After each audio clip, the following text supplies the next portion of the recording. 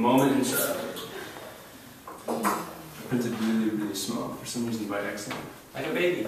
Yeah, just like.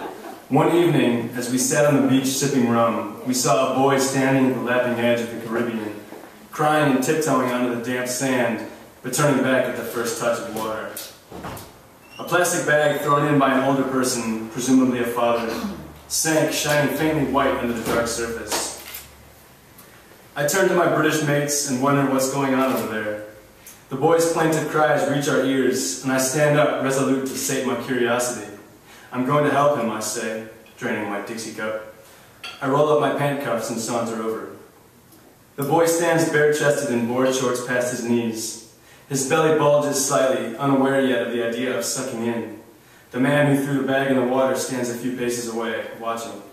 "Que pasó?" I call. "Que pasó, chico?" "La bolsa," he blubbers, tear-streaked cheeks glinting in the moonlight as he points at the bag. "I need to get it, swim to get it." "Por qué?" I ask.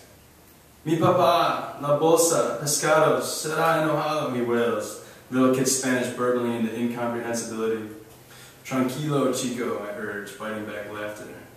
We'd speculated this was some sort of rite of passage or cajolery by his dad to get him past the fear of water. "Hay aguas malas si no puede nadar," he whimpers. Bad, scary water lay just a few feet past the submerged bag. "Tienes miedo?" I know how to deal with kids' fear. He nods dramatically, flapping his arms in consternation and clapping his hands in frustration. "You can do it," I say, stepping into the surf. "Mira, I'm going to come in with you. Then you can go?" He nods again, venturing into the gently curling water. By this time, the bag has drifted deeper, lulled by a riptide. "No tenemos mucho tiempo," I warn. I know he wants me to reach in and get it for him, but I think we both know that could never happen. I can motivate, but never interfere.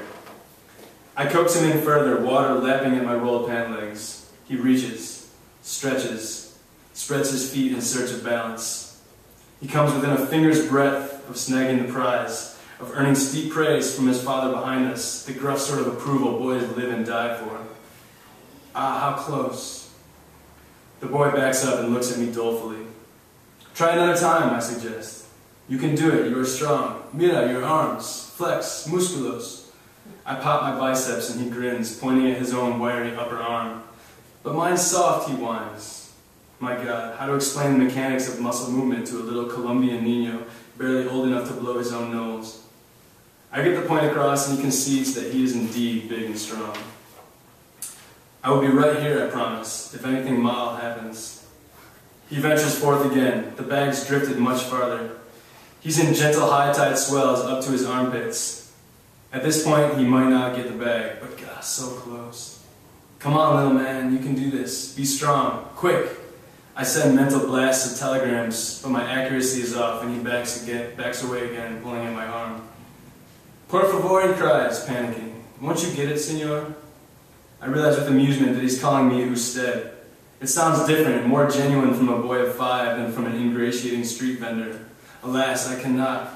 If this is a test from your pops and I ruin it, I'd never forgive myself for contributing, among other things, to the pussification of the next generation. "My friend," I tell him silently, "if you can't get it now, next time you will." He gives up and we turn back, drifting up the beach through water, softly lapping.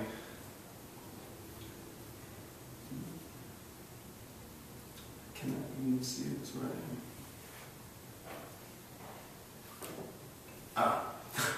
He gives up and we turn back, drifting up the beach through water, softly lapping its neutrality. The older guy who'd thrown the bag introduces himself as the owner of the restaurant where we'd just eaten pizza, and the boy's father. "Muy cerca," I shrug. He almost had it. "He got closer when you were there than before," he smiles. "He made progress." I laugh it off and shrug. I remember when I was 5 how scary the world was. "See," he nods. "Próxima vez," I suggest. "Next time." They both agree, and Papa scoops up the shivering boy in a towel and bears him toward the house and an awaiting bowl of soup, manhood still around the corner.